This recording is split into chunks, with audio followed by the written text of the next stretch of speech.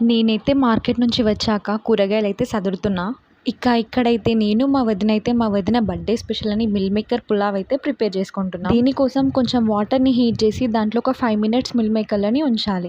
తర్వాత meal maker water అంతా తీసేసి ఉప్పు, కారం, పెరుగు, పసుపు కలిపి పెట్టుకోవాలి. కావాల్సిన క్వాంటిటీలో రైస్ కూడా హాఫ్ అన్ అవర్ ముందు నానబెట్టి పెట్టుకోవాలి. తర్వాత ప్రెషర్ కుక్కర్ తీసుకొని దాంట్లో 1 టేబుల్ స్పూన్ ఆయిల్ యాడ్ చేసి ఆయిల్ బాగా వేడెక్కిన తర్వాత మసాలా యాడ్ చేసుకోవాలి. మసాలా గోలిన తర్వాత ఉల్లిగడ్డ, పచ్చిమిర్చి యాడ్ చేసుకోవాలి. ఉల్లిగడ్డ లైట్ బ్రౌన్ కలర్‌లోకి రాగానే టమాటో ముక్కల్ని యాడ్ చేసుకోవాలి.